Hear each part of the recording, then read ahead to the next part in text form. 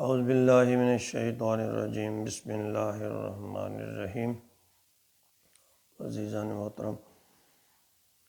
میں ہوں غلام مصطفیٰ اور آپ دیکھ رہے ہیں میرے یوٹیوب فیس بک چینل پیام اسلام،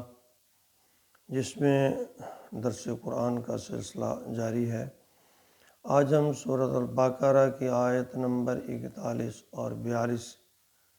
کا ترجمہ اور تشریح کرنے کی کوشش کریں گے۔ پچھلے آیات مبارکہ میں اللہ رب العزت نے بنی اسرائیل کو اپنے وعدہ یاد دلاتے ہوئے فرمایا تھا کہ تم اپنے عہد کو پورا کرو، میں اپنے عہد کو پورا کروں گا، یعنی تم صراط مستقیم پہ آؤ، پھر تم پر انعامات مزید ہوں گے۔ تو یہاں ان آیات مبارکہ میں جہاں بنی اسرائیل کو خطاب کیا گیا ہے، وہاں ہمارے لیے ایک بہت بڑا سبق ہے۔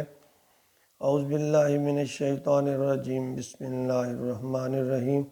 وآمنوا بما انزلت مصدقا لما معکم ولا تکونوا اول کافر بہ وإیای فاتقون ولا تلبسوا الحق بالباطل وتکتموا الحق وانتم تعلمون۔ وآمنوا بما انزلت، اور تم ایمان لاؤ اس پر جو میں نے اتارا، مصدقا لما معکم، جو تصدیق کرتی ہے جو تمہارے پاس پہلے موجود ہے، یعنی تمہارے پاس جو پہلے کتب موجود ہیں ان کی بھی تصدیق کرتی ہے۔ یہاں ان الفاظ کے جو معنی ہیں وہ دو طرح کے ہیں۔ ایک تو یہ کہ تم اس قرآن پاک کی تصدیق پر ایمان لاؤ جو تصدیق کرتا ہے تورات کی بھی اور انجیل کی بھی۔ سورۃ المائدہ میں ہے، انا انزلنا التوراۃ فیہا ھدی ونور، ہم نے نازل کیا تورات کو جس میں ہدایت اور روشنی ہے۔ اور اس سے اگلی آیت میں وآتیناہ الانجیل فیہ ھدی ونور، اور ہم نے انجیل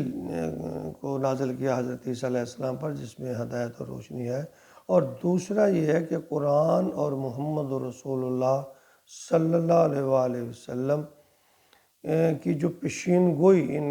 کتب میں آئی ہے، وہ بھی اگر تم اس بات کو نہیں مانو گے تو وہ بھی سچ ثابت نہیں ہوگی۔ تو لہٰذا تم اس کتاب کو یعنی قرآن پاک کو اور آخری نبی الزماں حضرت محمد رسول اللہ صلی اللہ علیہ وسلم پر ایمان لاؤ اور اس کی شریعت پر عمل کرو۔ وَلَا تَكُونُوا أَوَّلَ كَافِرٍ بِهِ، اور تم میں سے پہلے تم اس میں پہلے کفر کرنے والے نہ بن جاؤ، تم ان چیزوں کا انکار نہ کرو، یعنی دیدہ دانستہ جانتے بوجھتے ہوئے اس بات کا انکار نہ کرو۔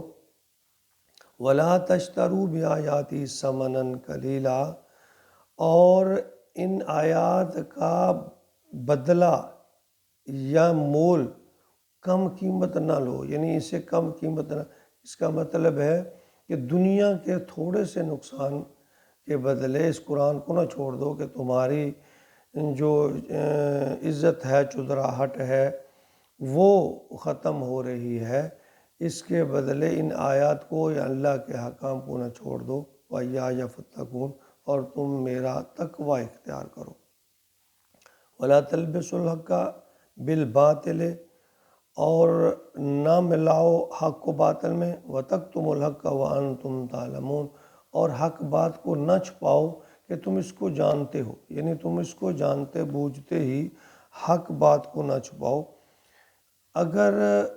انجانے میں، مغالطے میں اگر کوئی انسان کسی اللہ کے حکم پر عمل نہیں کرتا تو اس کی ضلالت اور گمراہی تو ہو سکتی ہے، لیکن اگر وہ جانتے بوجھتے ہوئے بھی اللہ کے حکم کو نہ مانو تو اس کے بارے میں بہت سخت وعید ہے۔ حضور اکرم صلی اللہ علیہ وسلم کی حدیث مبارکہ ہے جس میں مشکوٰۃ شریف کی 223 اور سنن ابی داؤد 3658، ان دونوں احادیث مبارکہ میں جن کا مفہوم ہے کہ نبی اکرم صلی اللہ علیہ وآلہ وسلم نے فرمایا جس کسی کو بھی کسی بات کا علم ہو یا وہ بات جانتا ہو اور پھر اس کے بارے میں اس سے پوچھا جائے، سوال کیا جائے اور وہ اس بات کو چھپا لے، تو قیامت کے دن اللہ رب العزت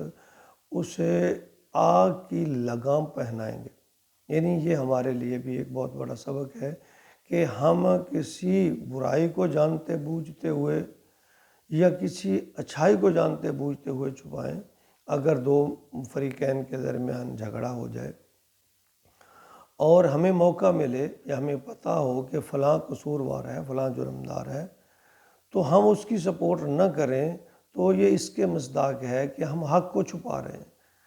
یعنی ہم عدل اگر نہیں کر رہے کسی بھی مقام پر معاشرے میں، اور عدل وہ دینی معاملات میں ہے یا دنیاوی معاملات میں ہے، ہمیں اس بات کا علم ہے اور ہم